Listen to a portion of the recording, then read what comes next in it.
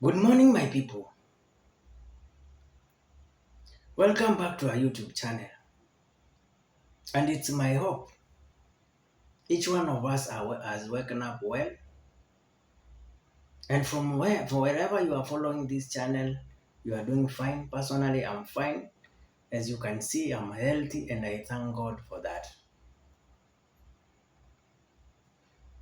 We are still discussing about kidney failure and more specifically acute kidney failure, whereby yesterday we started looking about the diagnosis or how you can tell that a person is having acute kidney failure. We talked about the symptoms, and today we will continue looking about the diagnosis of acute kidney failure, or how will you tell a person is having a acute kidney failure. But before we continue, if you are there and you are watching this channel for the first time, please uh, make sure you subscribe, which is always free, and put the notification bell on so that whenever I produce a video like this, YouTube will automatically notify you. And I can't forget to appreciate the returning subscribers for the good work you are doing, because the channel is going forward out of your effort. And if it were not for you, this channel could not be where it is at the moment. So let's continue pushing this channel ahead and make sure that the community benefits from this channel, because it was meant majorly to help the community. And the community may be your brother or your sister, your mother or your father. Whoever will get anything from this channel, it will be highly appreciated. So let's continue sharing so that our videos may be recommended everywhere in the locality. Diagnosis of acute kidney failure, which is a continuation. How will you diagnose? We started by talking about the laboratory tests which can be done during the process of diagnosis. And today we'll be looking at an ultrasound is the preferred method for diagnosing acute kidney failure. Ultrasound is the preferred method for diagnosing acute kidney failure. However, abdominal X-ray, abdominal CT scan, and abdominal MRI can help your doctor determine if there is any blockage in your urinary tract. Let me repeat this once more, that an ultrasound is the preferred method for diagnosing acute kidney failure. However, abdominal X-ray, abdominal CT scan, and abdominal MRI can help your doctor determine if there is a blockage in your urinary tract. I hope you get that. Certain blood tests may also reveal underlying causes of acute kidney failure. Remember, there is somewhere we talked about septic shock. This is a shock as a result of sepsis or infection. So, certain blood tests may also reveal underlying causes of acute kidney failure. A point to note: using a stethoscope, your doctor may hear cracking sounds in your lungs. Using a stethoscope, your doctor may hear cracking sounds in the lungs. These sounds can signal fluid retention. This is very important, guys, that using a stethoscope is the one I'm having in my neck. This is what we call a stethoscope. For those who don't know what a stethoscope is, this is what we call a stethoscope. So, using a stethoscope, Your doctor may hear cracking sounds in the lungs, and these sounds can signal fluid retention. So, if you are having fluid retention, it means that your kidneys are not assisting in eliminating the excess fluids. And definitely, when the fluids are not eliminated, you will start having what we call generalized swelling of the body, as we have discussed above. So that means a stethoscope can be part and parcel of your diagnosis, because definitely after you hear the cracking sounds, which may indicate fluid retention, that definitely takes you to the fact that the kidneys may be having some problems. The kidneys may be failing, and this can be a sign that you are having an acute kidney failure. Let's talk about the treatment for acute kidney failure. Is it treatable? Yes, we said that acute kidney failure is reversible when treated intensively. But remember, we said that chronic kidney failure is irreversible. So, treatment for acute kidney failure. How do you treat acute kidney failure? Treatment will depend on the cause of your acute kidney failure. So that means you have to investigate. You have to do investigate to ascertain or to be certain about the cause of your acute kidney failure.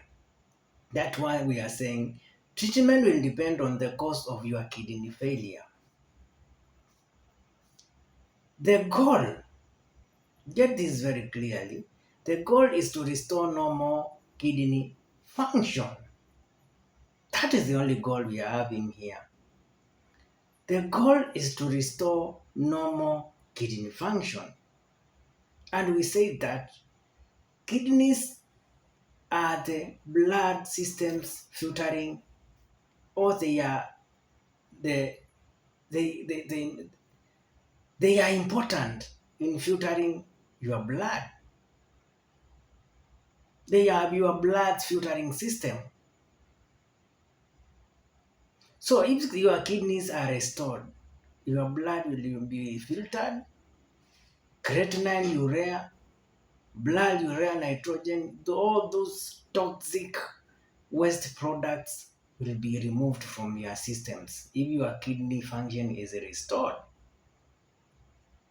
And I always say, kidneys form,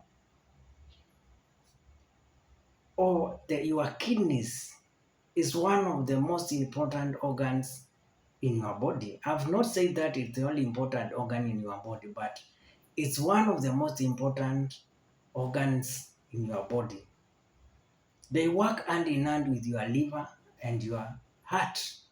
So if one of them fails, it affects the others negatively. That's why you will find that as we were talking about the causes, you find that if somebody has a problem with the heart, the kidney might be affected. If you have a problem with the liver, the kidney might be affected. So treatment will depend on the cause of your acute kidney failure. The goal is to restore normal kidney function. Preventing fluids and waste from building up in your body while your kidneys recover is important.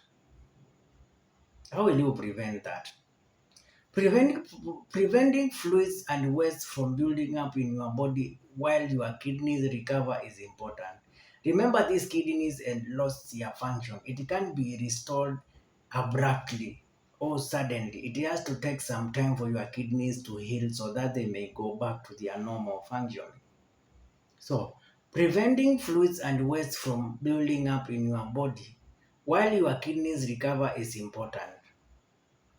In the majority of cases, a kidney specialist called a nephrologist makes an evaluation. Preventing fluids and waste from building up in your body while your kidneys recover is important. In the majority of cases, a kidney specialist called a nephrologist makes an evaluation. A. Diet. Your doctor will restrict your diet and the amount of liquids you eat and drink.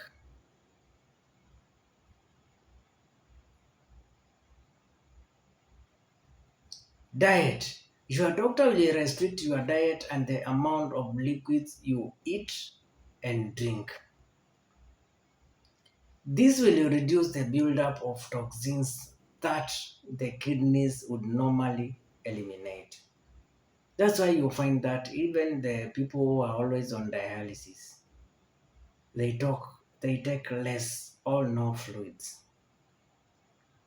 because your kidneys are not working. If you take a lot of fluids, there will be retention of fluids in your body, which will cause edema or swelling of your body. So, this will reduce the buildup of toxin that the kidneys would normally eliminate. For example, urea, creatinine, and all that. A diet high in carbohydrates and low in protein, salt, and potassium is usually recommended. Very important.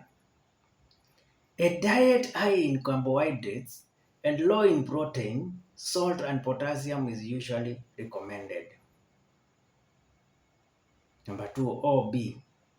Your doctor may prescribe antibiotics to treat or prevent any infections that occur at the same time. That is self-explanatory. That your doctor may prescribe antibiotics to treat or prevent any infection that occur at the same time. So you should not give any chance for any infection to develop. That's why we are saying that your doctor may prescribe antibiotics to treat or prevent any infection that occur at the same time. Diuretics may help your kidneys eliminate fluid. Remember, there is accumulation of fluid in your body. So if you use diuretics, for example, Lasix or furosemide, will help in eliminating the excess fluids. So diuretics may help your kidneys and eliminate fluid. Calcium and insulin can help you avoid dangerous increase in your blood potassium levels. Calcium and insulin can help you avoid dangerous increases in your blood potassium levels. So this means calcium and insulin may form an important factor in your body when you are having a sudden or an acute kidney failure. That's why we have said calcium and insulin can help you avoid dangerous increases in your blood potassium level. So they help in regulating your blood potassium levels. This marks the end of our video today. Guys, thank you for supporting this channel. Thank you for the subscriptions. And for those who are always watching my videos, I always appreciate you people for your support. So let's continue subscribing, liking our videos so that they may be recommended all over in the world. Let's have a wonderful day ahead.